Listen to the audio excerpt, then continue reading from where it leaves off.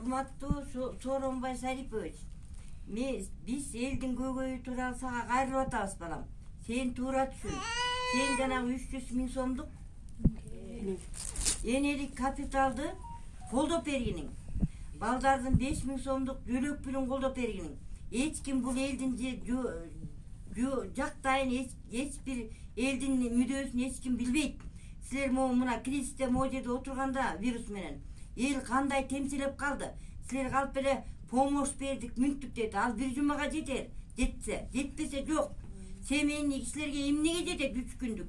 Ошол 10 кило, 2 кило пирожке, 2 тиги бермишели 2 кило неме менен эмне деген жашап өтөт? Өзүңөрдү ойлонбойсуңарбы? Өзүңөрдүн кардыңар ток, курсагыңар неме болсо эле элдер ошондой экен деп ойлойсуңар. Элдин көйгөйү өлө жаман. 5-6 семья, 5-6 10 чакты неме тургандарга эмнен жетет? Ал эмес бир үйдө 3 баш, 4 баш болсо дагы эненин 5 миң сом, 6 миң сом пенсиясы менен жетпей мүктүрөп жашап атышат. Балам, ушуну уккунуң, ушул элдин көйгөйүн уккунуң. Жанагыны колдоп бергиниң, 5 миң сом пособиясын, 300 миң сом энелик капиталды колдоп бергиниң. Мен Балыкчы шаарынын тургуну, пенсионер кемпир Аянбаева Шакеммин. Муну колдоп бергиниң балам. Көп элдин атынан, жакыр жашагандардын атынан суранып атам. Элдин баары жакырчылыкта. Баягы ач бала менен ток бала бирге ойнобойт деп, өзүңөр ток болсоңор элдин баарын токтоп ойлобогула.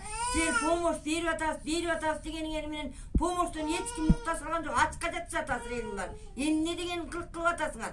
Андан көрө ошону анда акчалай берип койбойт белеңер бир 5 миңден элге бир ай жашасын деп. Эмне деген кордукту көрүп жашап атат деп. Азыр бири-бирибизден суску сурап ушундай кыйналып жашап атабыз.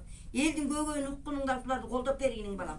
Жете албай атабыз. Мен жеткенге аракет жасайм. Барам өсүңө дагы. Ушуну колдоп бергиниң. Балыкчы шаарынын турганы пенсионер апаң Шакен Аянбаева.